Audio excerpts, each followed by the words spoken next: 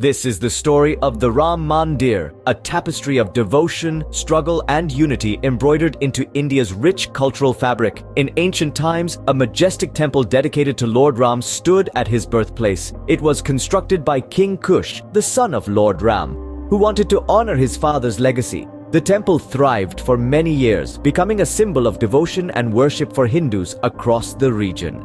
As empires rose and fell, the temple saw numerous renovations, a testament to the enduring legacy of Ram. From the Gupta dynasty's restorations to the resilience shown during the invasions. During the Mughal rule, Emperor Babur built a mosque called Babri Masjid at the location of the Ram temple, causing a dispute between Hindus and Muslims. The Ram temple was considered a significant symbol of Hindu identity and the birthplace of Lord Ram.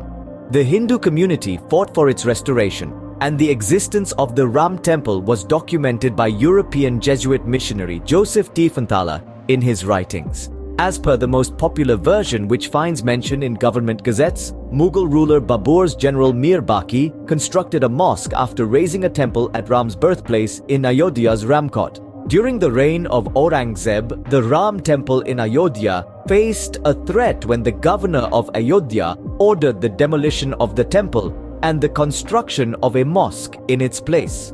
This action sparked protests and resistance from the Hindu community. However, the devotion of the people to Lord Ram and the significance of the Ram temple in Ayodhya remained unwavering.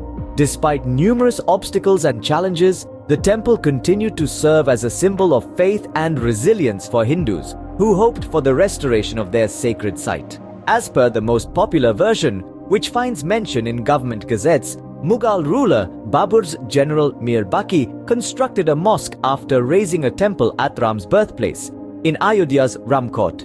Religious violence over the site of Babri Masjid in Ayodhya first occurred in 1853.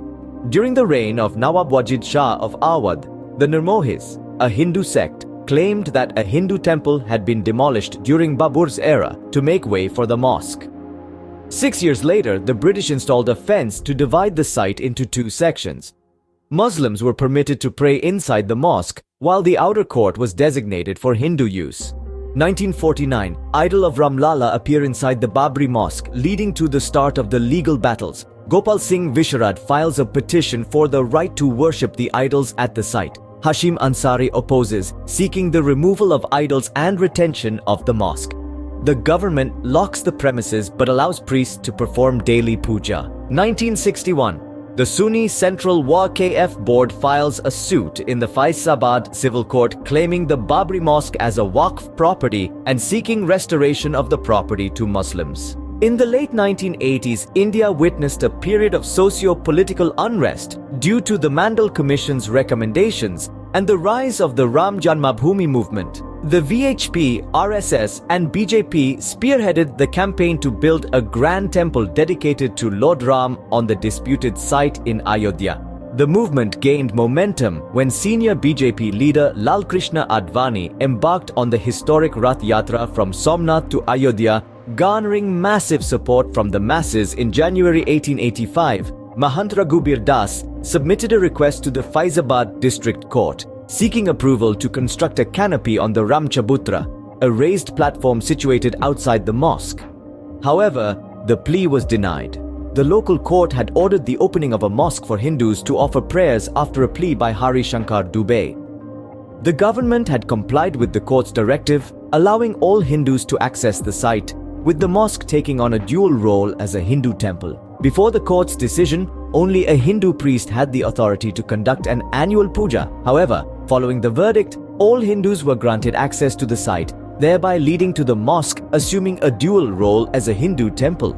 The government under Rajiv Gandhi had ordered the unlocking of the gates of Babri Masjid in compliance with the court's directive. 1989, VHP initiated the construction of a Ram temple on the adjacent land to Babri Masjid. Justice Deoki Nandan Agarwal, former VHP vice president, filed a case requesting the relocation of the mosque. Subsequently, 4 pending suits in the Faizabad court were transferred to a special bench of the High Court. In 1990, the BJP organized a national Rath Yatra, from Somnath in Gujarat to Ayodhya under the leadership of its then president L.K. Advani. The main objective of this rally was to show support for the Ram Temple agitation, which was being led by the VHP at that time. On October 23, 1990, then Prime Minister V.P. Singh granted authorization to Lalu Prasad Yadav, the Chief Minister of Bihar, to arrest L.K. Advani.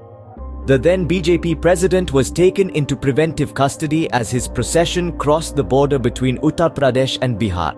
On December 6, 1992, the disputed Babri Mosque was demolished by the Kasavaks in the presence of leaders from Shiv Sena, VHP and BJP. The destruction of the mosque triggered widespread communal riots throughout the country, resulting in the loss of at least 2,000 lives during the violence. The tragic incident unfolded when coach number 6 of the Sabarmati Express, transporting Karsevaks from Ayodhya to Gujarat, was engulfed in flames near Godhra station.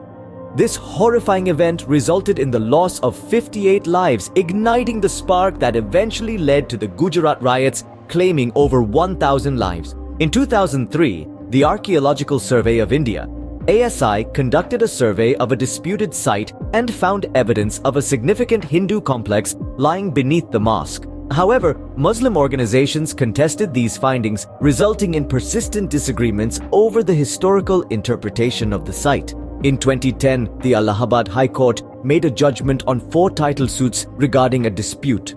The court ruled that the disputed land should be divided into 3 parts. 1/3 assigned to Lalla, represented by the Hindu Mahasabha, 1/3 to the Islamic Waqf Board, and the remaining third to the Nirmohi Akhara.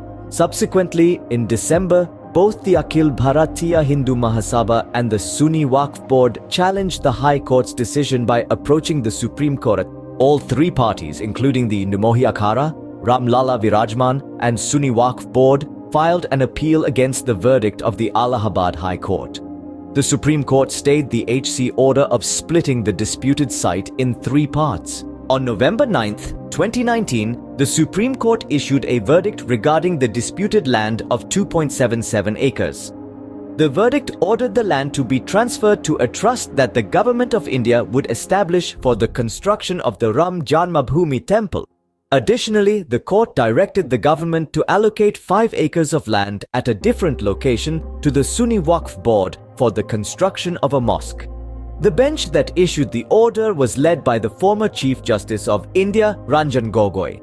It is noteworthy that he retired just 8 days after delivering the verdict on November 17. The other 4 judges on the bench were Justice S.A. Bobde, Justice D.Y. Chandrachud, Justice Ashok Bhushan, and Justice S. Abdul Nazir. On August 5, 2020, Prime Minister Narendra Modi laid the foundation stone for the construction of the Ram Temple.